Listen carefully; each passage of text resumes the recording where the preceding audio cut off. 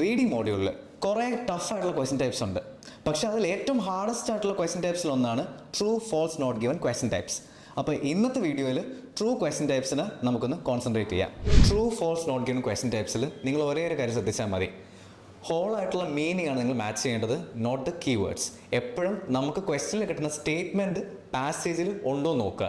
Even in the question type നമ്മൾ ക്വസ്റ്റ്യനിൽ കാണുമ്പോൾ തന്നെ ട്രൂ എന്താണെന്ന് എഴുതിക്കുന്നത് വെച്ചാൽ information is in the passage എന്നാണ്. സോ നമുക്ക് കിട്ടുന്ന സ്റ്റേറ്റ്മെൻറ്റ് ദാറ്റ് മീൻസ് ക്വസ്റ്റ്യനിൽ എന്താണോ വരുന്നത് ആ സ്റ്റേറ്റ്മെൻറ്റിൽ പറയുന്ന ആ കാര്യം പാസേജിൽ പറയുന്നുണ്ടോ നോക്കുക. So always match the meaning rather than the words. ഇവിടെ ഒരു എക്സാമ്പിൾ നമുക്ക് നോക്കിയാലോ.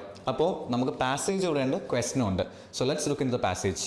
So in the passage it's given just over 400 million acres of land is being used for agriculture in America.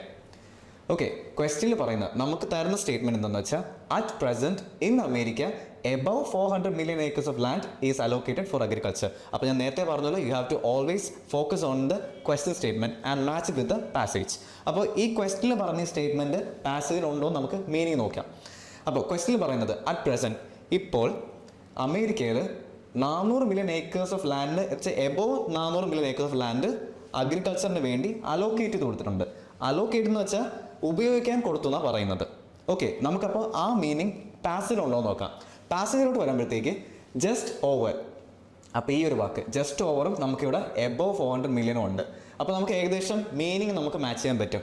400 million acres of land എന്ന് വെച്ചാൽ 400 million above എന്ന് ഇവിടെ പറയുന്നുണ്ട്, ഇവിടെയും എബോവ് ആണ്. സോ മീനിങ് ഏകദേശം സെയിം ആവുന്നുണ്ട്. ഇനി ബാക്കി is being used for, is being used. ഈ ഈസ് ബീയിങ് എന്ന് പറഞ്ഞാൽ നമ്മൾ ഗ്രാമറിൽ നോക്കുന്നതിൻ്റെ കാര്യം. പ്രസൻറ്റ് കണ്ടിന്യൂസ് ആണ് ഇവിടെ തന്നേക്കുന്നത്. അപ്പോൾ ഈസ് ബീയിങ് എന്ന് പറഞ്ഞാൽ എന്താ, ഇപ്പോഴും ഉപയോഗിച്ചുകൊണ്ടിരിക്കുക. ഇവിടെ ക്വസ്റ്റ്യനിൽ അറ്റ് പ്രസൻറ്റ് എന്ന് പറഞ്ഞിട്ടുണ്ട്. So again meaning is matching അല്ലേ. ഇനി അടുത്ത ഫോർ അഗ്രികൾച്ചർ ഇൻ അമേരിക്ക, അമേരിക്കയിൽ അഗ്രികൾച്ചറിന് വേണ്ടി ഉപയോഗിക്കാൻ കൊടുക്കുന്നുള്ള സെയിം മീനിങ് ആണ് നമുക്ക് ഈ ക്വസ്റ്റ്യനിൽ നിന്നും പാസിൽ നിന്നും നമുക്ക് കിട്ടുന്നുണ്ട്. So the answer is true. Here is another example. അപ്പോൾ ക്വസ്റ്റ്യനുണ്ട് പാസേജും ഉണ്ട്. നേരത്തെ പറഞ്ഞ പോലെ ക്വസ്റ്റ്യനിലുള്ള സ്റ്റേറ്റ്മെൻറ്റ് പാസേജിൽ ഉണ്ടോ എന്ന് നോക്കുക. മീനിങ് ക്വസ്റ്റ്യനിൽ പറയുന്നത് cyber crime is on the rice, cyber crime കൂടിക്കൊണ്ടിരിക്കുകയാണെന്നാണ് ക്വസ്റ്റ്യനിൽ പറയുന്നത്. ഇനി അത് പാസേജിലുണ്ടോ നമുക്ക് നോക്കാം. The increase in cyber crime has alarmed many experts. അപ്പോൾ എന്താ കാണുന്നത്, ഈ പറയുന്ന സ്റ്റേറ്റ്മെൻറ്റ് ഉണ്ടെങ്കിൽ നമുക്ക് ട്രൂ എഴുതാൻ പറ്റും. The increase in cyber crime എന്ന് പറയുന്നത് തന്നെ സൈബർ ക്രൈം കൂടിക്കൊണ്ടിരിക്കുന്ന എന്നാണ്. സോ മീനിങ് എക്സാക്ട്ലി പാസേജിലുണ്ട്. So the answer is true. പക്ഷേ ചില ആൾക്കാർക്ക് ഒരു സംശയം വരും, ഹാസ് അലൗഡ് മെനി എക്സ്പേർട്സ് അതുണ്ടല്ലോ എന്ന്. എഗെയിൻ ഞാൻ ഒന്നുകൂടെ പറയാം, ക്വസ്റ്റ്യനിൽ ആ സ്റ്റേറ്റ്മെൻറ്റ് ഇല്ല. ക്വസ്റ്റ്യനിൽ പറഞ്ഞ എന്ത് സ്റ്റേറ്റ്മെൻ്റ് ആണോ അത് പാസേജിൽ മീനിങ് മാച്ച് ചെയ്യാൻ പറ്റുവാണെങ്കിൽ you can go head and write true for it. അപ്പോൾ ഈ cyber crime is on the rise എന്ന് പറയുന്ന മീനിങ് നമ്മുടെ പാസേജിൽ കിടപ്പുണ്ട്, the increase in cyber crime. That's reason it is true. True question ടൈപ്പിന് മാത്രമല്ല ഫോൾസ് നോട്ട് ഗിവൻ ക്വസ്റ്റ്യൻ ടൈപ്സിനും നിങ്ങൾ മീനിങ് ആണ് മാച്ച് ചെയ്യേണ്ടത്. എപ്പോഴും മീനിങ് മാത്രം മാച്ച് ചെയ്യുക. വേർഡ്സ് നിങ്ങളെ ഹെൽപ്പ് ചെയ്യുന്നത് വെച്ചാൽ എവിടെയാണെന്ന് പാസേജിൽ കണ്ടുപിടിക്കാൻ പറ്റും.